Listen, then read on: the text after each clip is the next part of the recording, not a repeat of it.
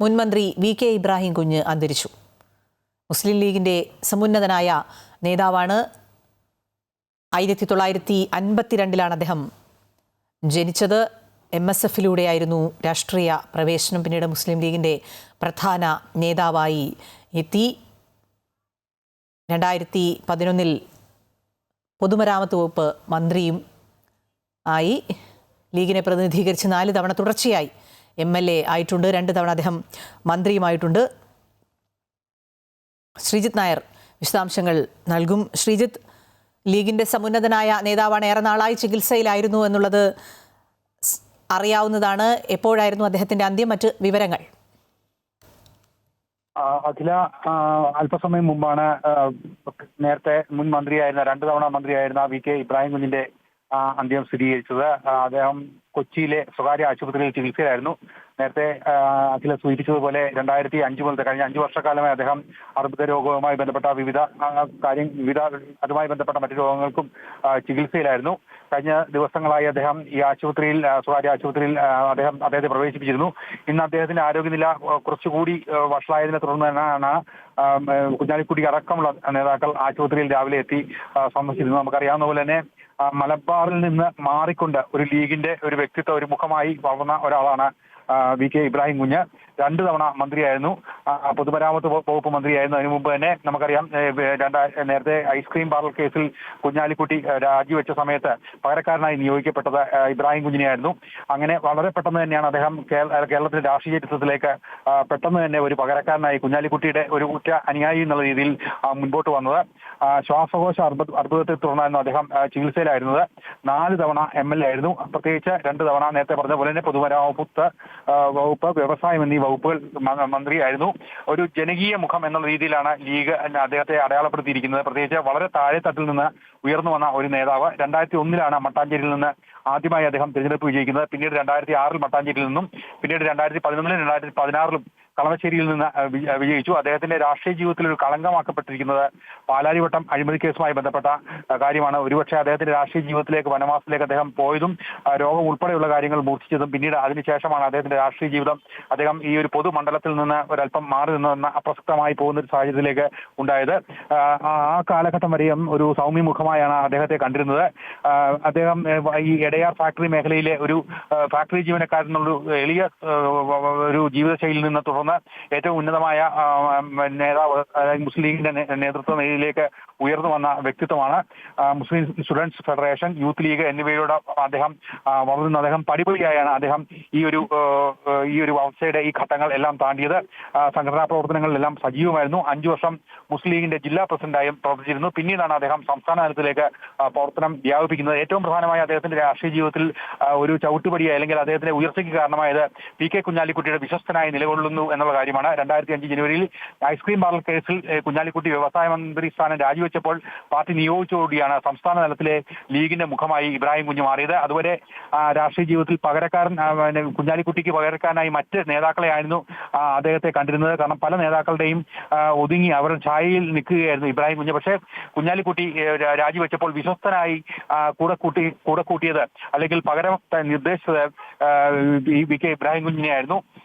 മാത്രമല്ല 2001 2006 മട്ടാഞ്ചേരിയിലും വിജയിച്ച ശേഷം ഈ മണ്ഡല പുനർനിർണ്ണയം വന്നപ്പോൾ അദ്ദേഹത്തിന് കുറച്ചുകൂടി മധ്യകേരളത്തിൽ വിജയിക്കാൻ സാധ്യതയുള്ള സീറ്റായി കളമശ്ശേരിയിലേക്ക് മാറുകയാണ് ചെയ്തത്. പക്ഷെ മലബാറിനപ്പുറത്തേക്ക് മുസ്ലിം ലീഗിന്റെ ഒരു വളർച്ചയും വേരുകളും ഉള്ള ഒരു സ്ഥലത്ത് ഒരു മുഖമായി വളർന്ന ഏക വ്യക്തിത്വം എന്നുകൂടി നമുക്ക് ഇബ്രാഹിം കുഞ്ഞിനെ വിശേഷിപ്പിക്കാം. എന്തായാലും മണ്ഡലം നോക്കുന്ന ഒരു MLA എന്നുള്ള, അല്ലെങ്കിൽ ജനങ്ങൾക്കിടയിൽ അവരുടെ സ്വാധീന ശക്തിയുള്ള ഒരു MLA ആയിരുന്നു അദ്ദേഹം. ഈ തരത്തിലുള്ള പ്രധാനമായും ഈ അഴിമതി ആരോപണങ്ങൾ ഈ പാലാരിവട്ടം പാലവുമായി ബന്ധപ്പെട്ട് വന്നപ്പോൾ പോലും ധാരാളം ആളുകൾ അദ്ദേഹത്തെ നേരിട്ട് ആശ്രയിച്ചിരുന്ന ഒരു ജനകീയ മുഖമുള്ള ആൾ കൂടിയായിരുന്നു VK ഇബ്രാഹിം കുഞ്ഞ്. കാരണം അതുകൊണ്ട് പാവപ്പെട്ടവരെ, അല്ലെങ്കിൽ ഏറ്റവും താഴെത്തട്ടിൽ നിൽക്കുന്ന ആളുകളെ സഹായിക്കുന്ന ഒരാളെന്നൊരു പ്രതിച്ഛായ അദ്ദേഹത്തിനുണ്ടായിരുന്നു. ആ ഒരു സാഹചര്യത്തിൽ നിന്ന് വളർന്നു വന്ന ആളെന്നുള്ളത് കൊണ്ട് തന്നെ അത്തരം ആളുകളുമായി സംവദിക്കാനും അവരുടെ പ്രശ്നങ്ങൾ മനസ്സിലാക്കാനും കഴിവുറ്റ ഒരു നേതൃത്വ ശൈലി അദ്ദേഹത്തിനുണ്ടായിരുന്നു. അതുകൊണ്ട് തന്നെ ഈ ഒരു രീതിയിൽ കുഞ്ഞാലിക്കുട്ടി ഇത്തരത്തിലും ഒരു തീരുമാനം എടുത്തിട്ട് വന്നപ്പോൾ പോലും അദ്ദേഹത്തിന് വലിയ രീതിയിൽ ആദ്യഘട്ടത്തിൽ ഒരു ഞെട്ടിക്കുന്ന തീരുമാനമായി ആ ഘട്ടത്തിൽ അതിനെ വിലയിരുത്തി എത്തിയെങ്കിലും പിന്നീട് അദ്ദേഹം ആ ഒരു അവസ്ഥ മാറിക്കൊണ്ട് പിന്നീട് രണ്ടാം തവണയും മന്ത്രിസ്ഥാനത്തേക്ക് ഉയർന്നു വരാൻ അദ്ദേഹത്തിന്റെ പ്രവർത്തന ശൈലി തന്നെയാണ് സഹായമായത്. അങ്ങനെ മലപ്പുറം അല്ലെങ്കിൽ കോഴിക്കോട് എന്നീ കേന്ദ്രങ്ങൾക്ക് അപ്പുറത്തേക്ക് ലീഗിന്റെ ഒരു സ്വാധീനം അദ്ദേഹം ചെലുത്തിക്കൊണ്ടിരുന്നു. അപ്പുറത്തേക്ക് ലീഗിന്റെ ഒരു രാഷ്ട്രീയ വളർച്ചയെ സ്വാധീനിക്കാൻ കഴിഞ്ഞൊരു നേതാവ് കൂടിയാണ് ഇബ്രാഹിം കുഞ്ഞ് നമുക്ക് കണക്കാൻ കഴിയും. എന്തായാലും നമുക്കറിയാം, നേരത്തെ കെ മുനീർ ഉൾപ്പെടെയുള്ള വലിയ നേതാക്കൾ ഉള്ളപ്പോഴാണ് അദ്ദേഹത്തെ മറ്റ് രണ്ടാം നിരയിലെ ഒരു പ്രമുഖ സ്ഥാനത്തേക്ക് കുഞ്ഞാലിക്കുട്ടിക്ക് ശേഷം വന്ന ഒരു അവസ്ഥ ഇബ്രാഹിം കുഞ്ഞിന് സ്ഥാനം കിട്ടുന്നത്. പാണക്കാട് കുടുംബവുമായിട്ടും കുഞ്ഞാലിക്കുട്ടിയുമായി ബന്ധപ്പെട്ട ഒരു അടുപ്പം തന്നെ അദ്ദേഹം കാത്തുസൂക്ഷിക്കുന്നു. അങ്ങനെ ഒരു അധികാര കേന്ദ്രമായി പ്രത്യേകം മധ്യ കേരളത്തെ പ്രത്യേകിച്ച് കോഴിക്കോട് മലപ്പുറം വിട്ടുകഴിഞ്ഞാൽ ലീഗിന്റെ ഒരു അധികാര കേന്ദ്രമായി മാറാൻ കുഞ്ഞാലിക്കുട്ടിക്ക് കഴിഞ്ഞു എന്നുള്ളത് ഒരു കാര്യമായിരുന്നു. അത് തന്നെ പിന്നീട് അക്കാലത്തിൽ പാർട്ടിക്കുള്ളിലും പെട്ടെന്ന് ഉയർന്നു വന്ന നേതാവെന്ന രീതിയിൽ ചില അസ്വാരസ്യങ്ങൾ ആ ഘട്ടത്തിൽ ഉണ്ടായിരുന്നെങ്കിൽ അതിനെയൊക്കെ തരണം ചെയ്യാൻ ഇബ്രാഹിം കുഞ്ഞിന് കഴിഞ്ഞിരുന്നു. പിന്നീട് ഈ പാലാരിവട്ടം പാലവുമായി ബന്ധപ്പെട്ട കേസിലും ുമായി ബന്ധപ്പെട്ട അന്വേഷണത്തിൽ നമുക്ക് അതിനൊരു കളങ്കിത വ്യക്തിത്വമായി അദ്ദേഹത്തിന്റെ പേര് പരാമർശിക്കപ്പെട്ടത് നേരത്തെ നമുക്കറിയാം. 2020 ആ കാലഘട്ടത്തിൽ അദ്ദേഹത്തെ ആശുപത്രിയിൽ നിന്ന് അറസ്റ്റ് ചെയ്യുന്ന ഒരു സാഹചര്യം പോലും അന്ന് ഉണ്ടായിരുന്നു. എന്തായാലും മറ്റൊരു പേര് ആ ഘട്ടത്തിലേക്ക് അല്ലെങ്കിൽ ഇബ്രാഹിം കുഞ്ഞിന് ശേഷം മറ്റൊരാളിലേക്ക് ആ മണ്ഡലം വെച്ചു മാറുന്നതിനെ കുറിച്ച് പോലും എപ്പോഴും ചിന്തിച്ചിരുന്നില്ല എന്നുള്ളതാണ് ഏറ്റവും പ്രധാനപ്പെട്ട കാര്യം. എന്തായാലും നിലവിൽ അദ്ദേഹത്തിന്റെ രാഷ്ട്രീയ ജീവിതം ആ ഒരു പാലാരിവട്ടം കേസോടുകൂടി ഒരല്പം പിന്നോട്ട് പോയി. പിന്നെ അദ്ദേഹം രോഗാതുരനാകുകയും ചികിത്സയിലിരിക്കുകയുമായിരുന്നു. എന്തായാലും ആ ഒരു അദ്ദേഹം പലവിധ ഇടക്കാലങ്ങളിലേക്ക് അദ്ദേഹത്തിന് ആശുപത്രിവാസം വേണ്ടി വന്നിരുന്നു. അങ്ങനെയാണ് ഈ സ്വകാര്യ ആശുപത്രിയിൽ കഴിഞ്ഞ ദിവസങ്ങളിൽ പ്രവേശിപ്പിക്കപ്പെട്ടത്. ഇന്ന് അദ്ദേഹത്തിന്റെ ആരോഗ്യനില കൂടുതൽ വഷളാകുകയും അല്പസമയം മുമ്പ് അന്ത്യം സംഭവിക്കുകയായിരുന്നു. അഖില, ശ്രീജിത്ത്, അദ്ദേഹത്തിന്റെ സംസ്കാരം സംബന്ധിച്ച വിവരങ്ങൾ പുറത്തു വന്നിട്ടുണ്ടോ? ഇപ്പോൾ പ്രമുഖരൊക്കെ അദ്ദേഹത്തിന്റെ ഈ ഭൗതികദേഹം കാണാനായി ആശുപത്രിയിൽ എത്തിയിട്ടുണ്ടോ? മറ്റു വിവരങ്ങൾ? പ്രധാനപ്പെട്ട നേതാക്കൾ എല്ലാവരും തന്നെ ഇവിടെ ഉണ്ടായിരുന്നു. പ്രത്യേകിച്ച് പി കെ കുഞ്ഞാലിക്കുട്ടി അടക്കമുള്ള നേതാക്കൾ അദ്ദേഹത്തിന്റെ ആരോഗ്യം വഷളായതിനെ തുടർന്ന് ഇവിടെ എത്തിയിരുന്നു. വി ഡി സതീശൻ അടക്കമുള്ളവർ സന്ദർശിച്ചിരുന്നു. അതുകൊണ്ട് തന്നെ അങ്ങനെ കോൺഗ്രസിന്റെ സമുന്നതരായ പല നേതാക്കളും ജില്ലയിൽ തന്നെയാണ്. അവരെല്ലാം ആശുപത്രിയിലേക്ക് എത്തിക്കൊണ്ടിരിക്കുകയാണ്. ഈ സംസ്കാരം സംബന്ധിച്ചുള്ള ഒരു ഔദ്യോഗികമായ ഒരു അറിയിപ്പ് ഈ ഘട്ടത്തിൽ നമുക്ക് ലഭ്യമായിട്ടില്ല.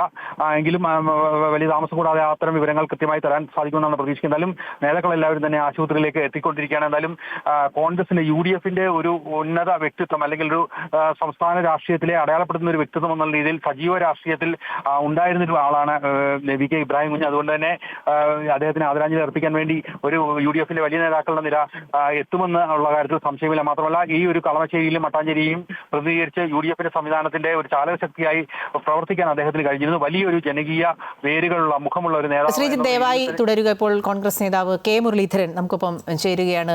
ശ്രീ കെ മുരളീധരൻ, ഇപ്പോൾ വി കെ ഇബ്രാഹിം കുഞ്ഞിന്റെ ഒരു അന്ത്യം കൊച്ചിയിൽ സംഭവിച്ചിരിക്കുന്നു എന്നുള്ള വിവരം വരുന്നു. താങ്കൾ എങ്ങനെയാണ് അദ്ദേഹത്തെ അനുസ്മരിക്കുന്നത്? അദ്ദേഹത്തിനെ പോലൊരു പൊതുപ്രവർത്തകൻ നാടിനൊരു മാതൃകയായിരുന്നു. മന്ത്രി എന്നുള്ള നിലയിൽ മികച്ച പ്രകടനമാണ് അദ്ദേഹം കാഴ്ചവെച്ചത്. ഞാനിപ്പോൾ ഓർക്കുന്നത്, ഞാൻ ആദ്യമായിട്ട് MLA ആയി നിയമസഭയിലേക്ക് തെരഞ്ഞെടുത്തപ്പോൾ അന്ന് തിരുവനന്തപുരം നഗരത്തിൽ നിന്നുള്ള MLA ആയിരുന്നു ഞാൻ. അന്ന് അദ്ദേഹം പൊതുമരാമത്ത് വകുപ്പിൽ നിന്ന് കേരളത്തിലെ അന്ന് നിലവിലുണ്ടായിരുന്ന 5 കോർപ്പറേഷനുകളിലെ കോർപ്പറേഷൻ റോഡുകൾ അന്ന് സർക്കാർ ഫണ്ട് ഉപയോഗിച്ച് നവീകരിക്കുകയുണ്ടായി.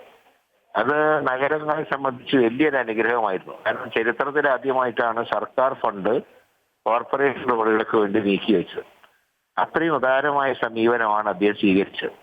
അദ്ദേഹത്തിനെ സമീപിക്കുന്ന ആരോടും നന്നായി പെരുമാറാനും ചെയ്യാൻ കഴിയുന്ന കാര്യങ്ങൾ ചെയ്യാനും അദ്ദേഹം പ്രത്യേകം ശ്രദ്ധ ചെലുത്തിയിരുന്നു. മാത്രമല്ല, ഇത്രയും സൗമ്യനായ ഒരു മനുഷ്യൻ രാഷ്ട്രീയ രംഗത്ത് വളരെ വിരളമായി മാത്രം നമുക്ക് കാണാൻ കഴിയുന്ന ഒരാളാണ്. അദ്ദേഹത്തിന്റെ തെരഞ്ഞെടുപ്പിൽ മത്സരിച്ച മിക്ക തെരഞ്ഞെടുപ്പുകളും, അദ്ദേഹത്തിന്റെ ആദ്യത്തെ തെരഞ്ഞെടുപ്പിലും അദ്ദേഹം അവസാനം മത്സരിച്ച തെരഞ്ഞെടുപ്പിലൊക്കെ അദ്ദേഹത്തിന്റെ തെരഞ്ഞെടുപ്പ് കൺവെൻഷൻ ഉദ്ഘാടനം ചെയ്യാൻ അദ്ദേഹം എന്നെയാണ് പ്രത്യേകമായിട്ട് ക്ഷണിച്ചിരുന്നത്. അതായത് ഞങ്ങൾ തമ്മിൽ വ്യക്തിബന്ധം ഉണ്ടായിരുന്നു. അങ്ങനെ ഒരു വ്യക്തിയുടെ നിര്യാണം തീർച്ചയായിട്ടും UDFന് മാത്രമല്ല വ്യക്തിപരമായൊരു നഷ്ടം കൂടിയായിട്ടാണ് ഞാൻ കാണുന്നത്. അദ്ദേഹത്തിന്റെ കുടുംബത്തിന്റെ ദുഃഖത്തിൽ ഞാനും പങ്കുചേരുകയാണ്. ശ്രീ കെ മുരളീധരൻ, ഈ ഘട്ടത്തിൽ അദ്ദേഹത്തെ അനുസ്മരിച്ചതിന് 2 തവണ മന്ത്രി, 4 തവണ MLA, മുസ്ലിം ലീഗിന്റെ ഒരു വളരെ സമുന്നതനായ നേതാവ്. ശ്രീജിത്ത് നേരത്തെ സൂചിപ്പിച്ചതുപോലെ മലപ്പുറത്ത് നിന്ന് പുറത്ത് മുസ്ലിം ലീഗിന് വളരെ സമുന്നതനായ ഒരു നേതാവ് ഉണ്ടായിരിക്കുന്നു കൊച്ചിയിൽ എന്നുള്ളത് തന്നെ വളരെ പ്രധാനപ്പെട്ട കാര്യമായിരുന്നു. ശ്രീജിത്തിനെ തുടരാം. എങ്ങനെയാണ് അദ്ദേഹത്തിൻ്റെ സംസ്കാരം സംബന്ധിച്ച വിവരങ്ങളിലേക്കൊക്കെ എത്താറായിട്ടുണ്ടോ? നാളെ രാവിലെ അദ്ദേഹത്തിന്റെ സംസ്കാരം നടത്തുമെന്നുള്ളൊരു വിവരമാണ് ഈ ഘട്ടത്തിൽ ലഭ്യമായിരിക്കുന്നത്. ആലുവയിൽ പൊതുദർശനത്തിന് ശേഷമായിരിക്കും അത്തരം കാര്യങ്ങളെക്കുറിച്ച് കുറച്ചുകൂടി വിശദമായ വിവരങ്ങൾ കിട്ടേണ്ടതുണ്ട്. എന്തായാലും ആലുവയിൽ നടക്കുന്ന പൊതുദർശനത്തിന് ശേഷമായിരിക്കും ആലങ്ങാട് വെച്ച് അദ്ദേഹത്തിന്റെ സംസ്കാരം നടത്താൻ ഇപ്പോൾ ഒരു തീരുമാനമായിട്ടുണ്ട്. ഇക്കാര്യം ഈ സമയത്തെക്കുറിച്ച് കുറച്ചുകൂടി കൃത്യമായ വിവരങ്ങൾ അല്പസമയത്തിന് ശേഷം നൽകാൻ കഴിയും. എന്തായാലും നാളെ പൊതുദർശനത്തിന് ശേഷം വൈകിട്ടോടുകൂടി ആലങ്ങാട് വെച്ച് സംസ്കാരം എന്നുള്ള ഒരു തീരുമാനത്തിലേക്കാണ് പോയിക്കൊണ്ടിരിക്കുന്നത്. എന്തായാലും ആശുപത്രിയിലേക്കും മറ്റും ആളുകൾ, നിരവധി നേതാക്കൾ എത്തിക്കൊണ്ടിരിക്കുകയാണ്. ഇന്ന് വൈകിട്ട് 6 മണി മുതൽ കളമശ്ശേരിയിൽ പൊതുദർശനം നടത്താനുള്ള തീരുമാനം ആയിട്ടുണ്ട്. ഇന്ന് അതിനുശേഷം 10 മണിക്ക് ശേഷമാണ് ആലുവയിലെ വീട്ടിലേക്ക് കൊണ്ടുപോകുന്നത്. ഖബറടക്കം നാളെ രാവിലെ 10 മണിക്ക് ആലങ്ങാട് എന്നുള്ള കാര്യത്തിൽ ഒരു തീരുമാനമായിട്ടുണ്ട്. ഇന്ന് തന്നെ അദ്ദേഹത്തിന്റെ മണ്ഡലമായ അല്ലെ കളമശ്ശേരി മണ്ഡലത്തിൽ നിന്നാണ് അദ്ദേഹം MLA ആയിക്കൊണ്ടിരുന്നത്. അവിടെ തന്നെ വൈകുന്നേരം പൊതുദർശനം ഉണ്ടാകും.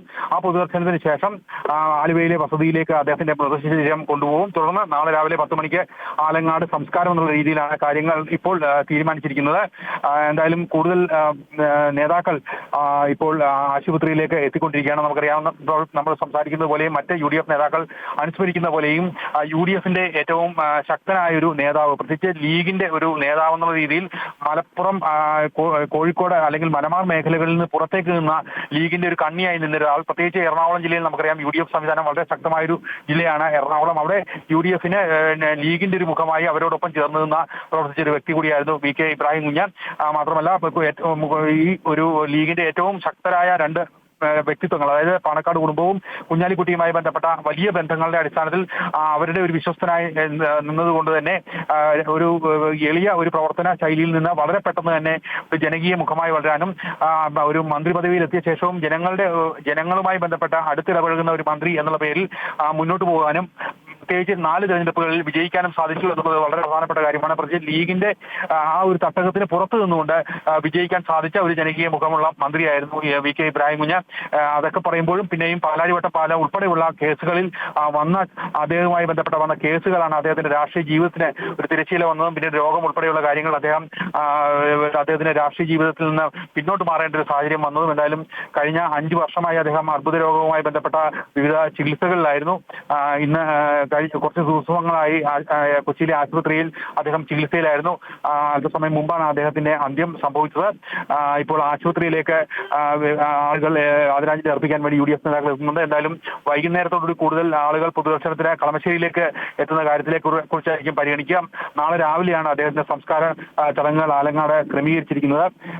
2011, 2016 എന്നീ സമയങ്ങളിൽ പൊതുമരാമത്ത് വകുപ്പ് മന്ത്രിയായിരുന്നു. അതിനു മുമ്പ് നമുക്കറിയാവുന്ന പോലെ തന്നെ ഐസ്ക്രീം കേസിൽ കുഞ്ഞാലിക്കുട്ടിക്ക് പെട്ടെന്ന് രാഷ്ട്രീയമായ ഒരു പ്രതിസന്ധി വന്നപ്പോൾ അദ്ദേഹം പിന്നോട്ട് മാറിയപ്പോൾ മന്ത്രിപദം രാജിവെച്ച ശേഷം പകരക്കാരനായി നിയോഗിക്കപ്പെട്ട ഒരു വ്യക്തിത്വമായിരുന്നു VK ഇബ്രാഹിം കുഞ്ഞ്. മുസ്ലിം ലീഗിന്റെ ഏറ്റവും താഴത്തെ തരത്തിലുള്ള സംഘടനാ സംവിധാനത്തിലൂടെ വളർന്നു വന്ന ഒരാൾ. Muslim Student Federation, MSF, Youth League എന്നിവയിലൂടെ പടിപടിയായാണ് അദ്ദേഹത്തിന്റെ വളർച്ച അടയാളപ്പെടുത്തിയത്. ലീഗിന്റെ അനുകൂല തൊഴിലാളി സംഘടനയിൽ വളരെ സജീവമായ ഒരു വ്യക്തിത്വമായിരുന്നു. മുസ്ലിം ലീഗിന്റെ ജില്ലാ പ്രസിഡന്റായി പ്രവർത്തിച്ചത്. അങ്ങനെ താഴെത്തട്ടിലുള്ള ജനങ്ങളുമായും അണികളുമായും വളരെ അഭേദ്യമായ ഒരു ബന്ധം കാത്തുസൂക്ഷിച്ച വ്യക്തിത്വമായിരുന്നു VK ഇബ്രാഹിം കുഞ്ഞ്. അതുതന്നെ അദ്ദേഹം മന്ത്രി പദവിയായിരുന്നപ്പോഴും നമുക്കറിയാം കളമശ്ശേരി ഉൾപ്പെടെയുള്ള അദ്ദേഹത്തിന്റെ വീട്ടിൽ ചെല്ലുമ്പോൾ എപ്പോഴും ഒരു വലിയ ജനസഞ്ചയം അദ്ദേഹത്തെ കാണാനും പരാതികൾ പറയാനും തങ്ങളുടെ പ്രശ്നങ്ങൾ അവതരിപ്പിക്കാനും സ്ഥിരമായി നിൽക്കുന്നത് ഒരു കാഴ്ചയായിരുന്നു. അതുകൊണ്ട് ജനങ്ങളുടെ പ്രശ്നങ്ങൾ ഏറ്റവും പെട്ടെന്ന് ഏറ്റെടുത്ത ശേഷം അതിനൊരു പരിഹാരം കണ്ടെത്താൻ ശ്രമം നടത്തിക്കൊണ്ടിരുന്ന ഒരു നേതാവ് കൂടിയായിരുന്നു ആ ഘട്ടത്തിൽ അദ്ദേഹം. പിന്നീട് 2005 അദ്ദേഹത്തിന് വളരെ പെട്ടെന്ന് തന്നെ രാഷ്ട്രീയ ജീവിതത്തിലെ ഒരു ഉയർച്ച സംഭവിക്കുകയായിരുന്നു. കുഞ്ഞാലിക്കുട്ടിയുടെ വ്യവസായ മന്ത്രി സ്ഥാനം രാജിവെച്ചപ്പോൾ അദ്ദേഹത്തെ പകരക്കാരനായി നിയോഗിച്ചുകൊണ്ട് അദ്ദേഹം സംസ്ഥാന രാഷ്ട്രീയത്തിലെ ഒരു സമുന്നത നേതാവായി വളരാനുള്ള സാഹചര്യം അതോടുകൂടിയാണ് ഉയർന്നു വന്നത്. പിന്നീട് മട്ടാഞ്ചേരിക്ക് ശേഷം മണ്ഡല പുനർനിർണയം നടന്നപ്പോൾ കളമശ്ശേരിയിലും അദ്ദേഹം വിജയത്തിന്റെ വെന്നിക്കൊടി പറിച്ച് ലീഗിന് വേണ്ടി 4 തവണ ഒരു MLA ആയി, ജനപ്രതിനിധിയായി, നിയമസഭയിൽ ലീഗിന്റെ ശബ്ദമായും മധ്യകേരളത്തിലെയൊക്കെ ശബ്ദമായും UDF സംവിധാനത്തിന്റെ കരുത്തുറ്റൊരു നേതാവായും ഉണ്ടായിരുന്നു. എന്തായാലും 73-ാം വയസ്സിൽ VK ഇബ്രാഹിം ഇപ്പോൾ വിട പറഞ്ഞിരിക്കുകയാണ്. അഖില.